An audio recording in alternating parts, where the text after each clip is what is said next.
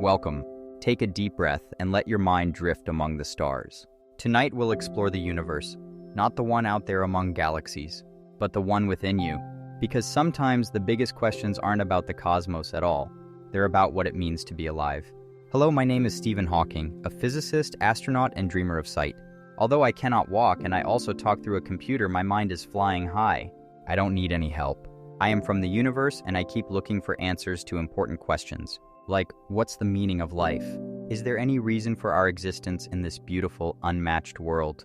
I want to find out. What does it mean to be alive? Just think, being human means living on the limits of truth. You see, we humans are very curious creatures.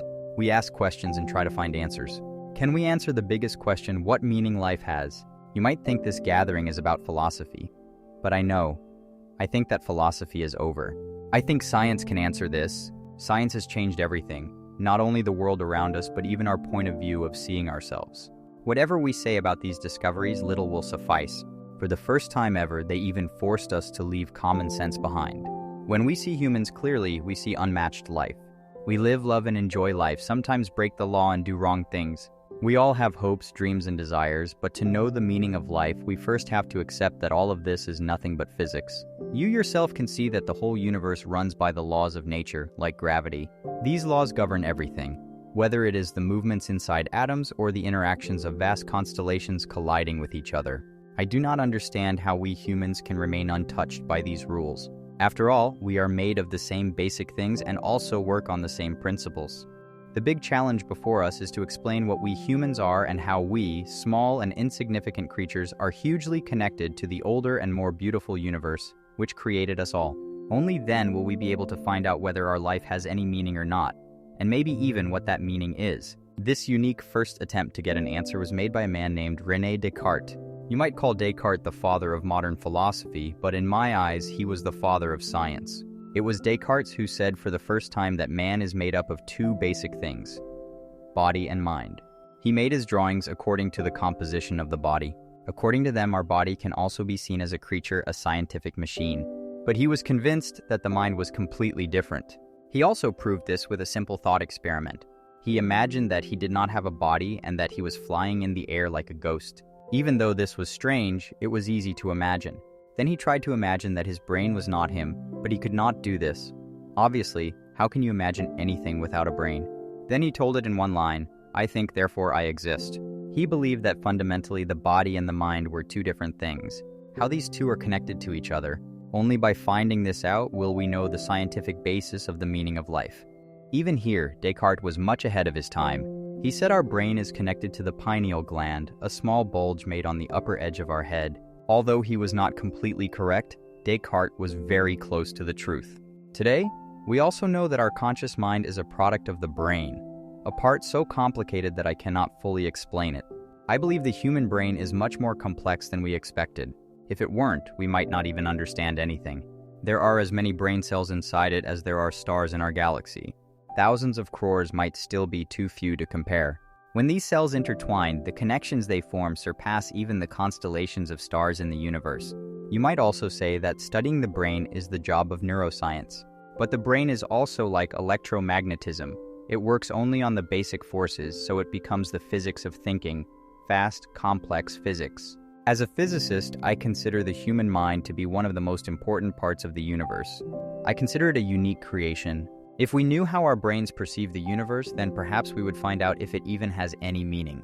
The ancient Greeks first raised the question, does the mind also follow the laws of nature?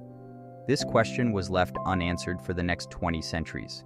After all, if we are all the same, then what is the point of life? Perhaps there is no point. No, we should not give up so quickly. Now take a normal human day in Cambridge itself. 3 guys enjoy a nice day by the Ken River. This river flows through the middle of many cottages. These people's bodies are controlled by their minds. They can interact with each other and understand the environment around them. They can play a song, they can love each other, their world is not meaningless. The matter is totally different. Their world has a meaning. For them, even seeing each other means a lot. To the extent that people become careless, it is probably difficult for science to find out where that meaning is hidden. But it also means that we must understand why there is consciousness in us. This is how one of the biggest principles of science came, the theory of evolution.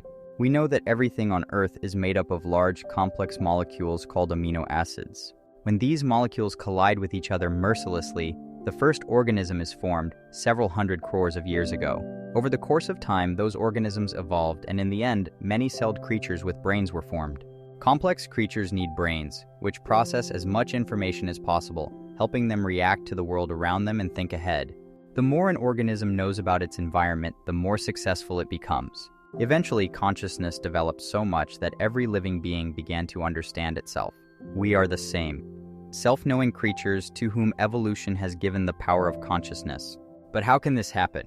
How can a biological framework ultimately think, feel, or have meaning? The answer to this question is not so easy. But there are many theories related to the development of consciousness. In the 1970s, a mathematician, John Conway, inadvertently made a big discovery in Cambridge. He created a small simulation called the game of life. It showed how even something as complex as the brain could be governed by some basic rules. In that simulation, there was a grid that spread far and wide in all four directions like a chessboard.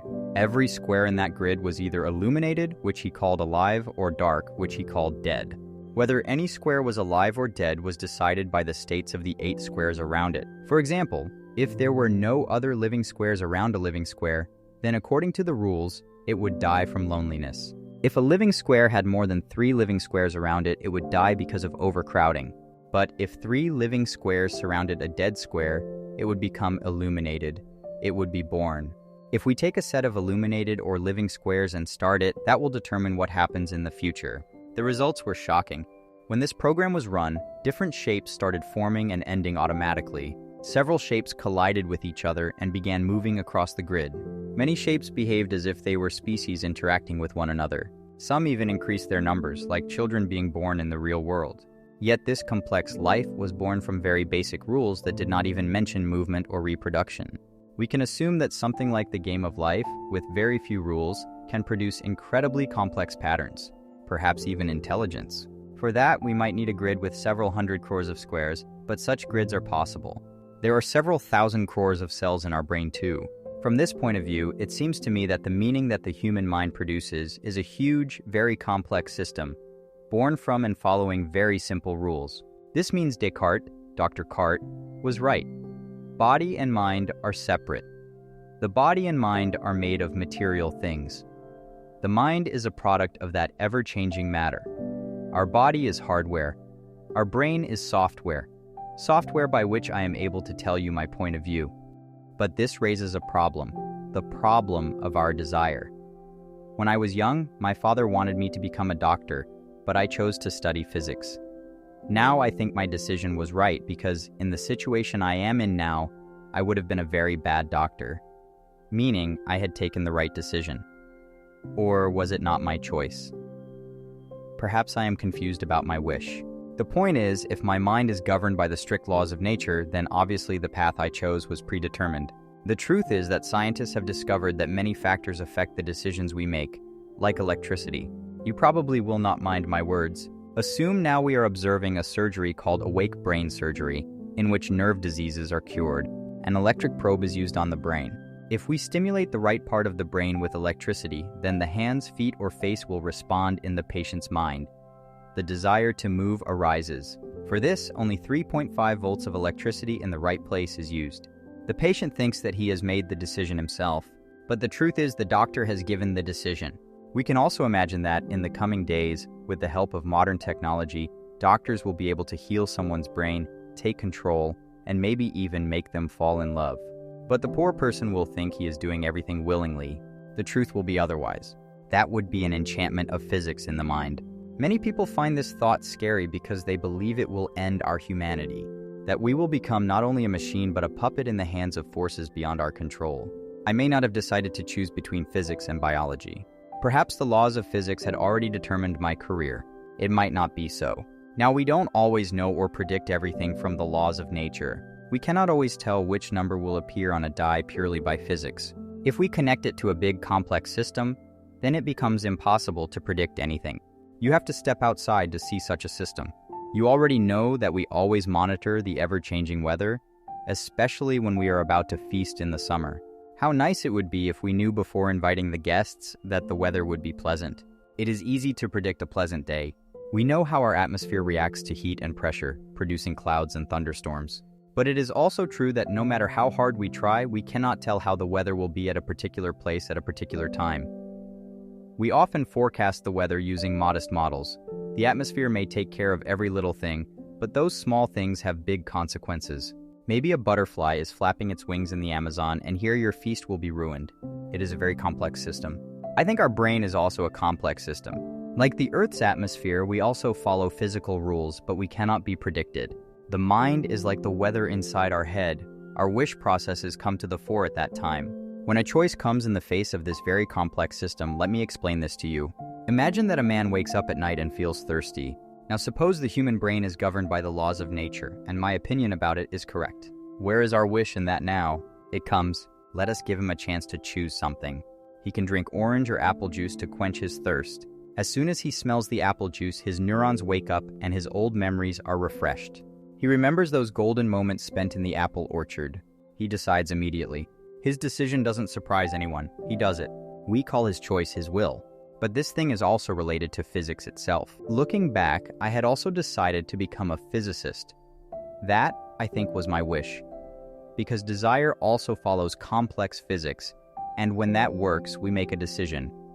But if our choice is only physics, then somewhere it is not that we are delusional and life has no meaning. To get the answer, we have to go deeper and also question the truth of nature. Most of us have a common belief about truth.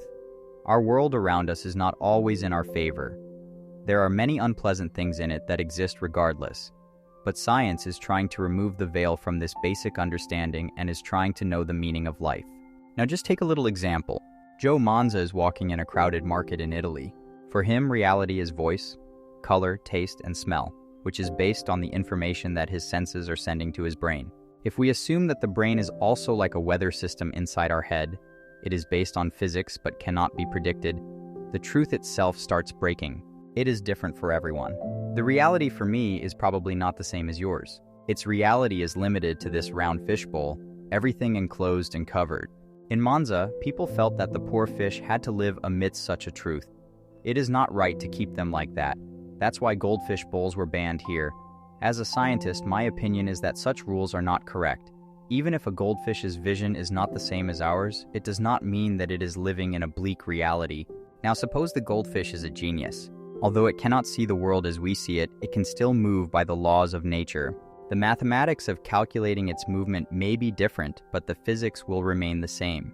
If this fish is smart enough to estimate the speed of a policeman's motorcycle, it can also guess the right direction and the right time to escape. I don't think one truth is better than another. It means that the truth occurs in the mind. When we think about it, it seems that our vision is complete, but it is not correct in any way. We feel that the world around us looks good through human eyes, but our perception is also not perfect. Our eyes see only a small place, hands away equal to our thumb. Our eyes send electrical signals to the optic nerve, which connects to the brain. That spot means we have 2 blind spots in our eyes, but we do not see a blurry world from those 2 blind spots. The reason is that our brain fills all the gaps and transmits the slightest signal from the eyes to the outside world, converting it into a 3-dimensional model. We call these mental models truths. But knowing this, how close will we get to understanding the meaning of life? At first, it seemed like bad news. If truth is also a model made in the mind of every human being, then where will you get that meaning? It means that there is no such thing as truth in the world. Strange as it may seem, it is right to doubt our opinion of the truth. But I think to know the meaning of life, we have to find the answer to the question, is there independent truth or not? Let us now take the atmosphere of a science fiction film. The world around us is actually a very big system created by some other mind. A huge supercomputer gives us all kinds of senses by which we see, hear, or feel. But the truth is that we do not have any senses, nor does our body exist. We are just like a closed mind in a jar. Even though this sounds strange, it is a scientific principle, the theory of simulation. We now know that all the truth we see is given by a very powerful supercomputer to our mind. And that simulation is so accurate that we do not even realize it. But now listen, the real point doesn't matter much. Descartes, Dr. Cart, was right. We think, therefore we exist. This hamburger is also probably nothing more than a computer code. But our desire to eat it is our desire, feeling hungry now. Even though we are in a simulation, yes, we still have a brain. So, there is nothing to be gained by doubting the genuineness of the truth. We must assume that there is some basic limit to what we can know. Take this table, for example. How do we know that when we're outside, the table is still inside the room when we cannot even see it? It may also happen that the table leaves the room. Maybe it could reach the International Space Station, or maybe even the moon. After such a long journey, it would probably return to the room before you even entered it again. Admittedly, this can hardly happen, but it can happen. We believe that even when we are not there, the table still exists. This is our best model of accepting truth as reasonable. We do the same thing in science. We make our own models about the way the universe works. The ancient Greeks were the first to create such a scientific model. They said that the Earth is a large sphere which does not rotate but remains fixed at the center of the universe. But later scientists like Copernicus and Galileo made a much simpler but far more unique model of the same concept. They said that the Earth rotates on its own axis, and along with other planets revolves around the Sun. But both views are not entirely right. It can be assumed because they were also models, and like every model, they were created by our minds, built upon our thinking. The truth is that we physicists always create such models, but it is impossible to prove the absolute truth of those models. A good example of this was found in the 1960s when physicists proposed the theory of very small particles, quarks. They said that these quarks make up the tiny, hard protons. According to that theory or model, these quarks are connected to each other by a force, and the more one tries to separate them, the stronger that force becomes, as if those quarks were tied with little rubber bands. This model also meant that one could never see a single quark.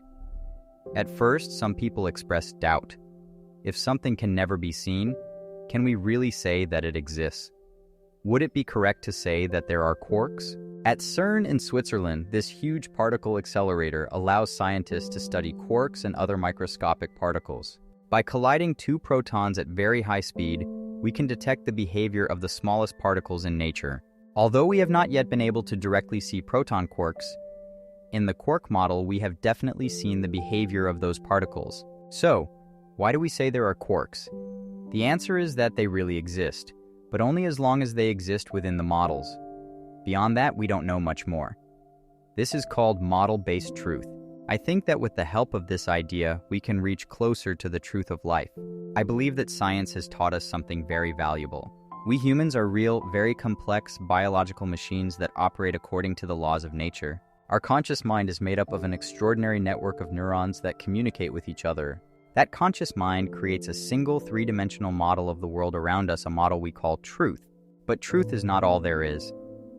As we look around us every day, we can see how our understanding grows. A series of telescopes, both on the ground and in space, have given new heights to our senses. With their help, we can look deep into space and build more models than ever before. As we peer into the depths of the universe, our truth keeps expanding. At one time, where we used to see a few cracks in the sky, there are now stars like our own sun, many of which have their own planets and moons.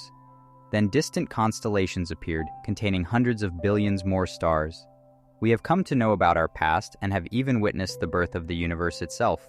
All this 13.7 billion years of cosmic history is imprisoned in our minds as a model. But in trying to find the meaning of life, where does that take us? The answer to me is quite clear. That meaning is actually part of the model of truth that we build in our minds. Now take this mother and child. Both of them have their own sense of truth in their respective conscious minds. They each build models. The child models the space around him very meticulously, but he might not know that he is on the 5th floor. The mother's mind also creates a picture of truth. For her, her love for her child is as real as the phone in her hand. It can also be said that our mind does not only realize the truth, it also interprets our feelings and meanings. Love and respect, right and wrong, it's all part of the universe we create in our minds. Just like that table, or even bigger than a planet or a constellation. It's a strange thing. Our brain is actually a collection of particles. It follows the laws of physics and yet not only interprets the truth but gives it meaning. The meaning of life is what you choose to give it. It seems to me that we are all giving meaning to the universe. Astronomer Carl Sagan once said that we are all a form of the universe itself. The meaning of life can only reside within the confines of our mind. We can also say that the meaning of life is not hidden anywhere else, it is within us. In many ways, we are the greatest creators.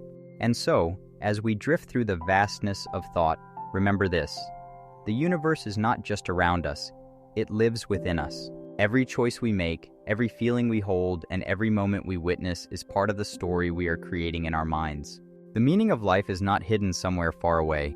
It is born in the quiet spaces of our consciousness, in the way we love, imagine, and understand the world. So rest now. Let your mind wander through the stars, through the atoms, through the endless possibilities of your own thoughts. Know that even in stillness, your mind is alive, dreaming, and creating meaning. And perhaps in the gentle silence of your sleep, you will glimpse a small reflection of the universe itself. A universe that exists not only outside, but within you. Sleep well and let your mind soar.